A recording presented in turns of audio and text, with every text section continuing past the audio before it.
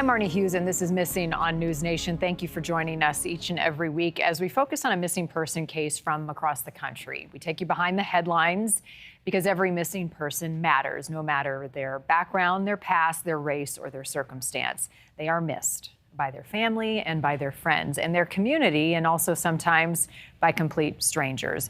It's our team's mission to bring each one of these cases to light. Our hope is to find answers, sometimes offering closure to the families and the friends involved. And we think you can help us solve these mysteries by watching the stories, sharing them with your social media network. It has far reach, and you never know who could see it. There is another possible twist in this week's case connected to the chilling case of the accused Gilgo Beach serial killer Rex Heuermann in New York. I'm sure you've seen a lot about this case. Well, the family of a missing woman from South Carolina believes that Rex Heuermann may be connected to the disappearance of the woman you see here, Julia Ann Bean. Mary Murphy with our NewsNation station in New York has been following this case for months. Here's a closer look. Her daughter had mentioned multiple different men giving her mom money. I mean, there's no doubt that she was more than likely escorting. She was a beautiful girl. She is a beautiful girl. Sumter County, South Carolina, is just over 100 miles south of Chester County. Chester County is where New York State Police removed a Chevy Avalanche owned by accused Gilgo Beach killer Rex Heuermann in July. The Chester County Sheriff's Office was requested by the Gilgo Beach Task Force to assist in gathering evidence. Now, Sumter County investigators have received a visit from Heidi Kovis, a woman who recently told the daughter of missing Julia Ann Bean to Google a photo of Rex Heuermann. She knew him right away. She recognized him right away. She said that was the last person she ever saw with her mom. Kovis said the daughter recalled the mystery man drove Julia Ann Bean to a nail salon before the daughter's high school graduation in 2017. He told her that he had a big boat in a lake house and that her and all her friends could use the boat in the lake house to celebrate graduating. Cam Bean never saw her mother again. We tried to reach her on Facebook but didn't hear back. Heidi Kovis recently saw photos of the Gilgo Four, the murder victims tied to Rex Heuermann. He's charged with killing 3 of them. They look like Julia. They look just like Julia. The blonde hair, the green eyes, the petite. When Pix 11 News searched for information about escorts in Sumter County, we found one site called Sex Girls in Sumter.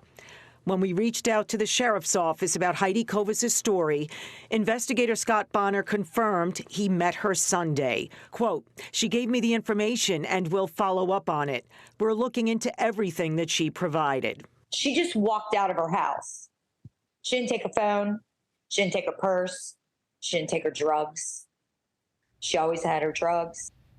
So what happened to Julia Ann Bean? The Sumter County Sheriff's Office in South Carolina continues to investigate this case. The family did not report her missing for about 5 months after she first disappeared, and that led to some extra hurdles for investigators in her disappearance. Joining us now, we're glad to have with us legal analyst and trial attorney Misty Maris. And I want to talk to you, one, about the investigation, but also the legalities and the impact that this could have on the Heuermann case and his trial. I think let's begin there if we can, Misty. If you're the district attorney and you're prosecuting Rex Heuermann in the 4 murders that he's currently charged with, how much are you paying attention to other cases like this that start to come out of the woodwork? Yeah, Marnie, absolutely. The district attorney is going to pay attention to those cases, even though it is in a different jurisdiction. So if there were to be any charges that come from a case in South Carolina or any other state, it would be handled in that state. However, the district attorney is looking to establish a pattern and practice by Rex Heuermann. We know he has a modus operandi. They're presenting him, and they will present him as trial as a serial killer.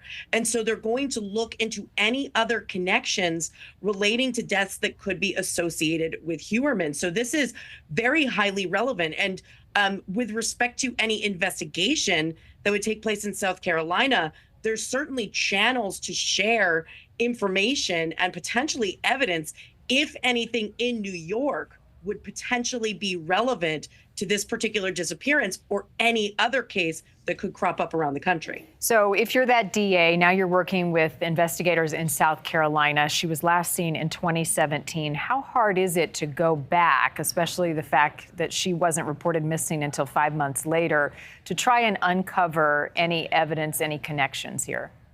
It's certainly difficult. And actually, that 5-month period is what is going to make it the most challenging. And I say that because any evidence that may have been a more contemporaneous, that even if it wasn't at the time relevant or wasn't at the time pointing to a particular individual, the fact that 5 months lapsed means that some of the evidence that could lead to a suspect may no longer exist.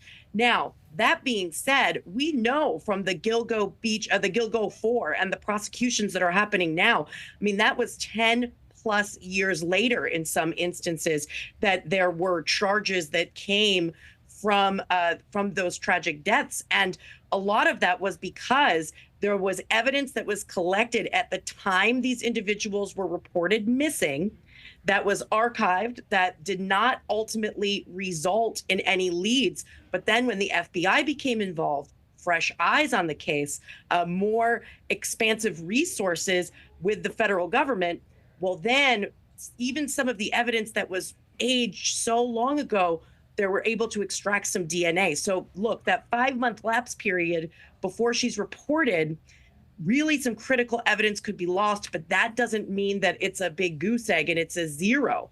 We know that technology has improved so exponentially recently with respect to DNA and eyewitness accounts and that type of information that we may see something come of it ultimately. And by the way, Marnie, we know that Rex Heuermann had a property in South Carolina.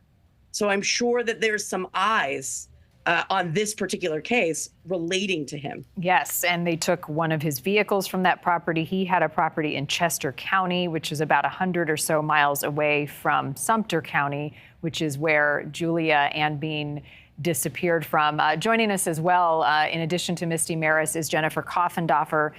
Jennifer, thank you. We'll talk about the investigation of these cases in a moment. Real quickly, Misty, I might be getting too far ahead here, but in some serial cases, once they are convicted, and even as their trial is going on, can they plead down if there's an agreement? If you tell us about more people you may have killed, more bodies, he is pleading not guilty in this case, but is that a step too far to take right now that they may be considering if there are other possible victims out there? Yeah, we don't know. I mean, right now he's pleading not guilty. He is Rex Heuermann, through his attorneys, have said that he looks forward to his day in court to prove his innocence. But Marnie, you make a great point. Sometimes after a serial killer, we've seen this in other cases, is actually incarcerated and maybe is found guilty or convicted on some charges. Well, we've seen serial killers who do talk.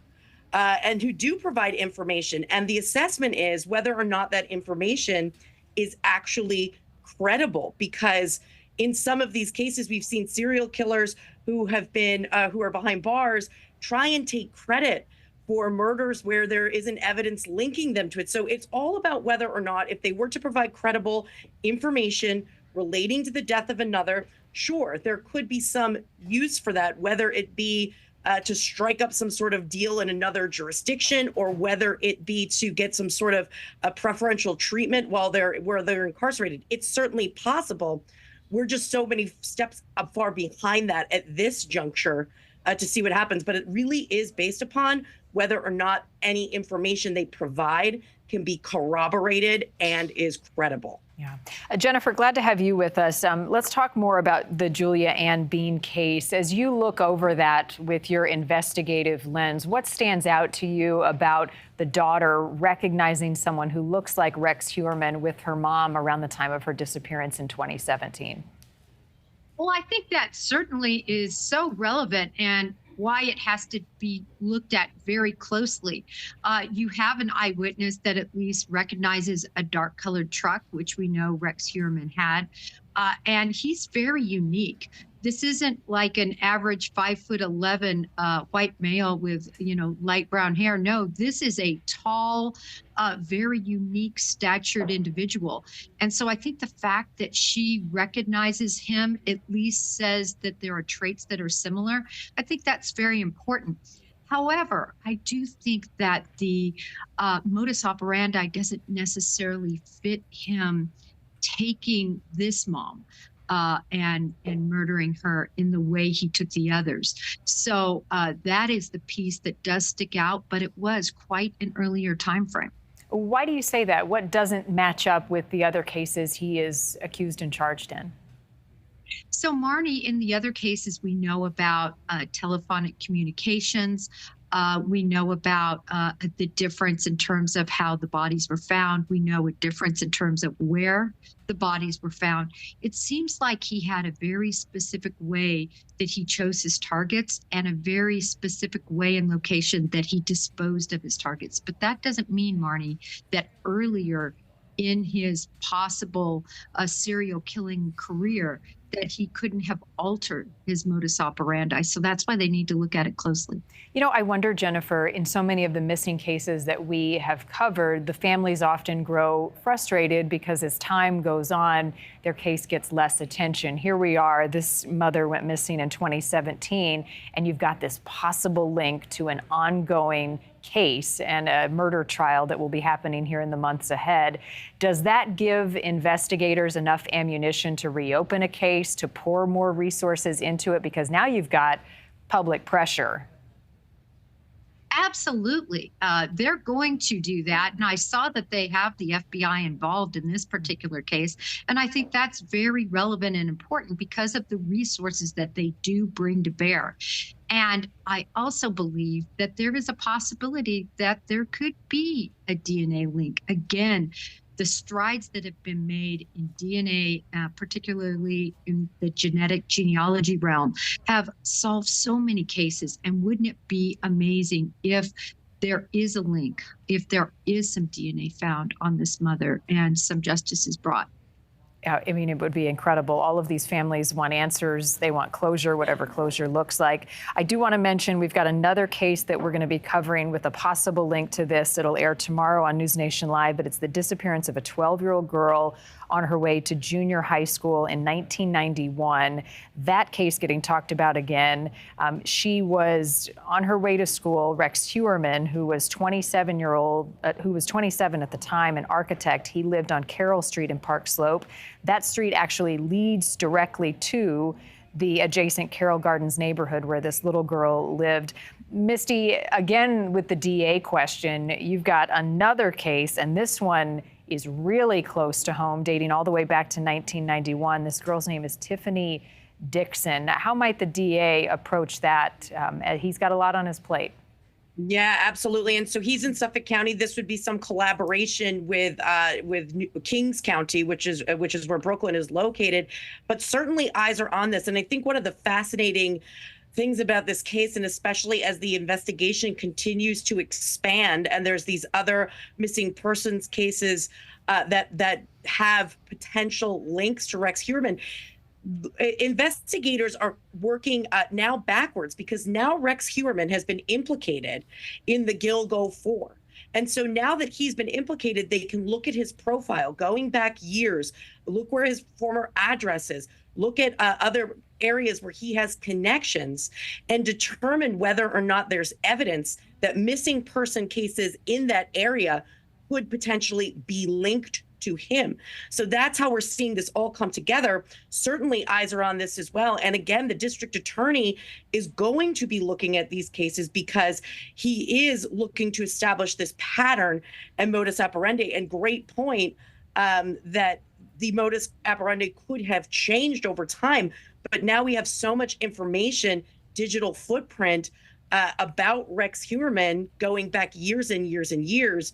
It's certainly worth an analysis of whether or not other places where he has a connection could potentially be could potentially result in some sort of link and some closure for the families. Yeah, good points made by both of you. This could open the case even more wide open as investigators look into the possibility of some other missing women in the area and in South Carolina in the case of Julia Ann Bean. Misty Maris, Jennifer Coffendoffer, thanks. Great to have you both together for this important discussion, and let's hope investigatively it leads to more answers for these families. Thank you. We'll see you guys soon. If you have information about the disappearance of Julia Ann Bean, you can contact the Sumter Police Department in South Carolina, 803-436-2700. We'll have that online as well. Thanks again to our guests and to you at home for joining us each week for a missing case. Many of our cases come from you, so if you have a case you'd like to submit, go to newsnationnow.com/missing. We review them each week, and we'll see you again next week for a new case. I'm Marnie Hughes in Chicago. Thank you.